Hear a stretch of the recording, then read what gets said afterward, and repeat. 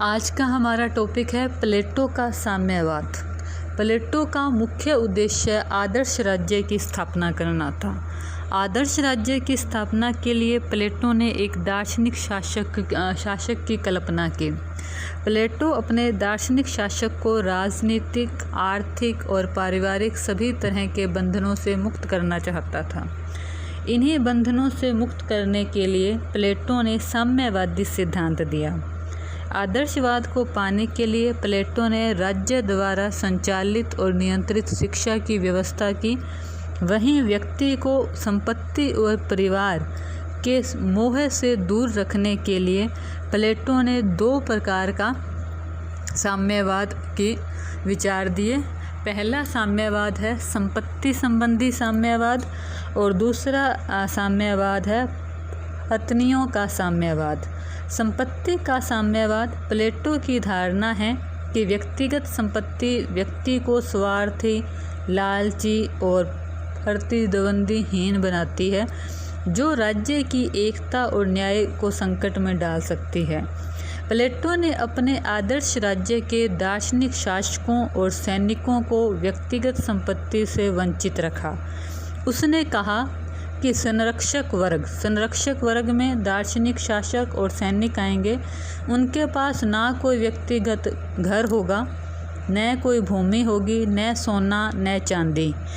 यद्यपि उनकी सेवाओं के लिए उत्पादक वर्ग उन्हें वस्तुओं के रूप में निश्चित वेतन देता है, किंतु उसका उपयोग भी वो व्यक्तिगत रूप से नहीं करते। वर्तमान समय में सैनिकों की भांति ही वे बैरक्स में निवास करते हैं और सार्वजनिक भोजनालय में भोजन खाते हैं। संपत्ति के साम्यवाद के औचित्य को सिद्ध करते हुए प्लेटो ने नैतिक, दार्शनिक, मनोवैज्ञानिक, व्यावहारिक, राजनीतिक अनेक आधार प्रस्तुत किए। प्लेटो ने अपने इस सिद्धांत का प्रमुख उद्देश्य बताया कि यदि राजनीतिक और आर्थिक सत्ता एक ही हाथों में केंद्रित हो जाए तो आर्थिक दृष्टि से संपन्न व्यक्ति राजनीतिक सत्ता का उपयोग ज़्यादा करते हैं और अपने व्यक्तिगत स्वार्थों के लिए करते हैं। इन्हीं सभी बुराइयों से बाहर निकालने के लिए शासक वर्ग को प्लेटो ने संपत्ति संबंधी साम्यवाद दिया। संक्षेप में प्लेटो के संपत्ति के साम्यवाद में शासकों और सैनिकों को शामिल किया गया है और उनकी व्यक्तिगत संपत्ति की कोई व्यवस्था नहीं है। संपत्ति को प्राप्त करने का अधिकार केवल उत्पादक वर्ग को ही दिया गया है। अब हम देखेंगे प्लेटो के संपत्ति संबंधी साम्यवाद की प्रमुख विशेषताएं। प्लेटो का संपत्ति संबंधी साम्यवाद यह पूरे समाज पर लागू नहीं होता। यह पूर्ण नहीं है, अपूर्ण है। यह उत्पादक वर्ग को संपत्ति रखने का अधिकार देता है, सिर्फ संरक्षक वर्ग के लिए ही साम्यवाद है। इसीलिए प्लेटो के साम्यवाद को हाफ या अर्ध साम्यवाद कहा जाता है। दूसरा है राजनीतिक और आर्थिक सत्ता का विच्छेद। प्लेटो राजनीतिक और आर्थिक शक्ति को एक ही हाथों में केंद्रित नहीं होना देना चाहता। वह उसे दो भिन्न भिन्न व्यक्तियों में बांटना चाहता है। न्याय सिद्धांत का पूरक, जैसे कि प्लेटो का न्याय सिद्धांत है, उसमें उसने कहा है कि प्रत्येक व्यक्ति के आत्मा के गुण हैं, आत्मा के गुणों को पहचान के कार्य करे और दूसरे के कार्यों में हस्तक्षेप ना करे तो उसे व्यवहारिक बनाने में अधिक सहयोग देता है। संन्यासवादी साम्यवाद। प्लेटो का साम्यवाद है वो जो संरक्षक वर्ग या अभिभावक वर्ग को सभी वस्तुओं की मोह माया छोड़कर संन्यास की तरफ लेकर जाता है। कुलीनवादी साम्यवाद। कुलीनवाद का मतलब सभी पर लागू ना होकर समाज के सिर्फ शासक और दार्शनिक वर्ग तक ही सीमित है। यह एक कुलीनवादी साम्यवाद है। सीमित साम्यवाद यह पूर्ण नहीं है वरन कुछ वर्गों तक ही है। ये प्लेटो के संपत्ति साम्यवाद की कुछ विशेषताएं हमने देखी। अब साम्यवाद का दूसरा रूप देखते हैं। प्लेटो का दूसरा साम्यवाद पत्नियों एवं परिवार का साम्यवाद है। प्लेटो मानता है कि व्यक्ति को स्वार्थी होने से बचाने के लिए उसको स्त्री या पत्नियों का साम्यवाद उसके द्वारा प्रस्तुत किया गया वह शासक और सैनिक वर्ग के लिए ही परिवार व पत्नियों का साम्यवाद देता है। उसने अपने इस विचार में कहा है कि शासक और सैनिक वर्ग के लिए परिवार की कोई व्यवस्था नहीं होगी। उसमें प्लेटो स्त्रियों को स्वतंत्रता और समानता का अधिकार भी देता है। राज्य के कार्य में भाग लेने के लिए स्त्रियों को पुरुषों के समान ही भागीदार बनाता है, दोनों को समान शिक्षा देने की व्यवस्था करता है।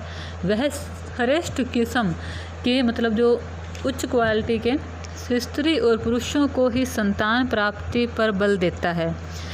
स्त्री और परिवार के साम्यवाद की योजना रखते हुए प्लेटो ने बताया कि प्रत्येक वर्ष संरक्षक वर्ग में अस्थायी विवाह राज्य द्वारा करवाए जाएंगे। इन विवाहों के परिणाम स्वरूप जो संतान उत्पन्न होगी वह माता की गोद में ना रहकर राज्य के द्वारा सामूहिक शिशु पालन व प्रशिक्षण केंद्र स्थापित किए जाएंगे, वहां उन्हें रखा जाएगा।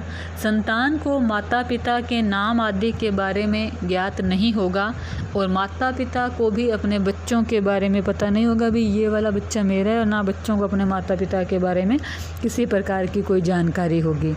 साम्यवाद का जो उपरोक्त विवरण है उसका उद्देश्य व्यक्ति को परिवार के मोह से मुक्त करना है, जिसके कारण समाज में कलह व संघर्ष होता है और व्यक्ति हमेशा अपने व्यक्तिगत परिवार के स्वार्थ में ही जकड़ा रहता है।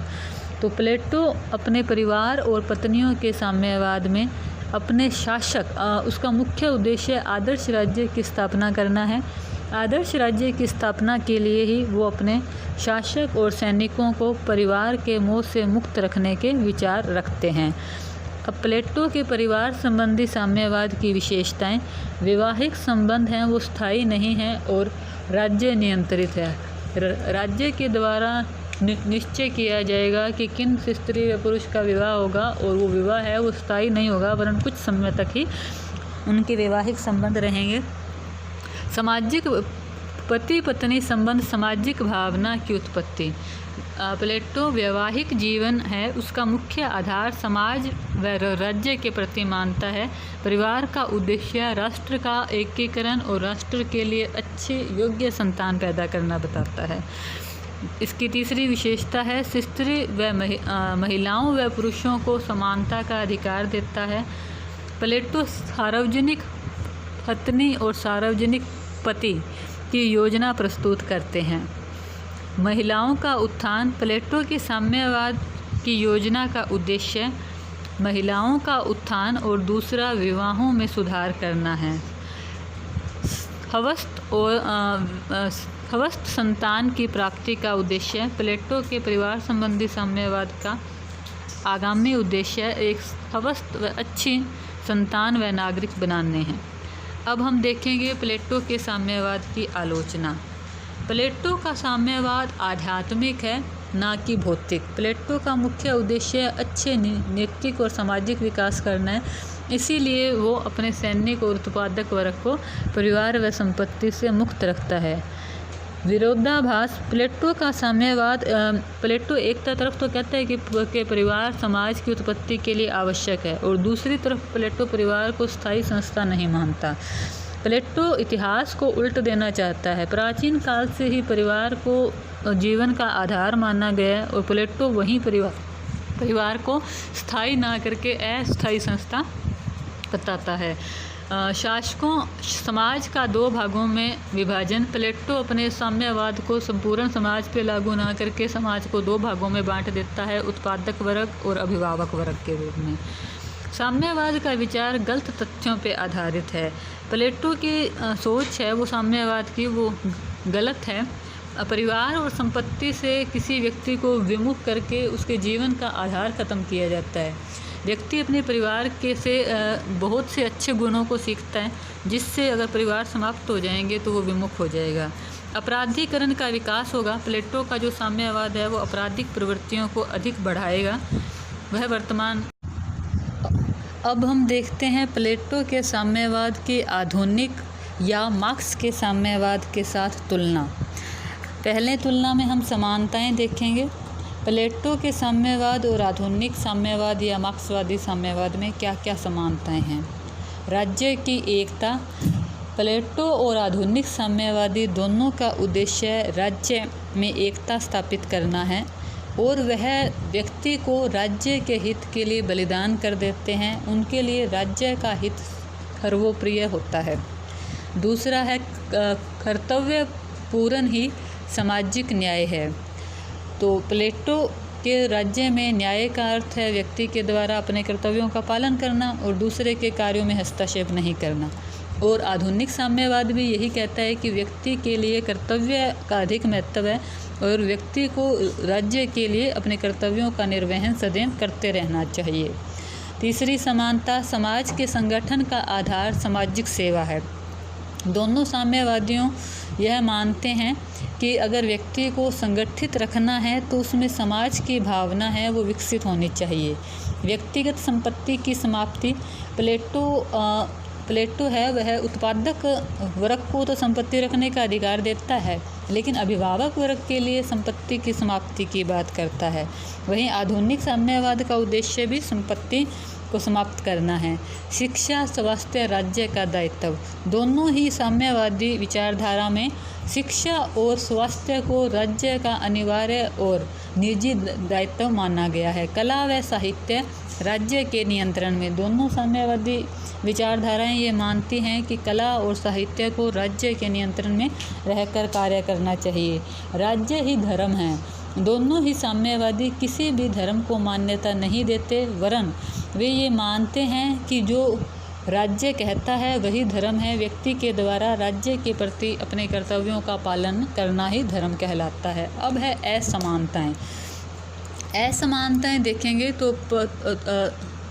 तो आधुनिक साम्यवाद है वह पूर्ण है और प्लेटो का साम्यवाद अपूर्ण व अर्ध है। क्योंकि प्लेटो का साम्यवाद पूरे समाज के लिए नहीं है, एक वर्ग, अभिभावक वर्ग विशेष के लिए है। इसीलिए प्लेटो के साम्यवाद को अर्ध साम्यवाद कहा गया है। जबकि आधुनिक साम्यवाद समस्त वर्गों के लिए है तो वह पूर्ण साम्यवाद कहलाता है। आध्यात्मिक और भौतिक आधार पर अंतर।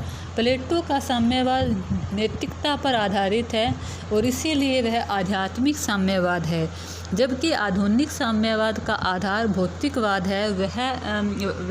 उसका अध्ययन के मुख्य विषय उत्पादन के साधन, उसका वितरण कैसे हो, इन चीज़ों का विस्तृत अध्ययन करता है। यह भौतिक चीज़ों पर आधारित है। सवर्ण समाज और सवर्ग समाज और वर्ग विहीन समाज संबंधी अंतर। प्लेटो अपने समाज में 3 वर्गों को लेकर चलता है। वह 3 वर्ग उसके समाज के आधार हैं और उनको हम आगे भी बनाए रखना चाहता है। और आधुनिक साम्यवाद है वो वर्ग विहीन, राज्य विहीन समाज की स्थापना चाहता है। नेक्स्ट अंतर है नकारात्मक और सकारात्मक संबंधी। प्लेटो का साम्यवाद नकारात्मक है, वह राज्य को, व्यक्तियों को कुछ कार्य करने से रोकता है, जबकि आधुनिक साम्यवाद सकारात्मक है, वह कुछ कामों को करने पर जोर देता है, जैसे उत्पादन का सही वितरण। वो बताते हैं कि कैसे वस्तुओं का सही वितरण किया जा सकता है। महिलाओं के साम्यवाद के संबंध में अंतर। प्लेटो महिलाओं को समानता और स्वतंत्रता का अधिकार देता है, जबकि आधुनिक साम्यवाद महिलाओं के संबंध में या परिवार व पत्नियों के संबंध में कुछ नहीं कहता। राज्य संबंधी अंतर। प्लेटो का विचारों का मुख्य आधार, जो मुख्य उद्देश्य है वह आदर्श राज्य की स्थापना करना है। वह राज्य को बनाए रखना चाहता है, जबकि आधुनिक साम्यवाद राज्य विहीन समाज की स्थापना करना चाहता है। तो दोनों के उद्देश्यों को लेकर अंतर है। नेक्स्ट उद्देश्यों में प्लेटो के साम्यवाद का उद्देश्य राजनीतिक है, जबकि आधुनिक साम्यवाद का उद्देश्य आर्थिक है।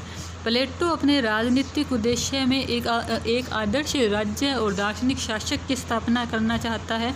वहीं जो आधुनिक साम्यवाद है वह उत्पादन के साधन, उसके वितरण और उसके जो कमज़ोर वर्ग है, शोषित वर्ग है, उसके शोषण को मुक्त कर अधिक से अधिक स्वतंत्रता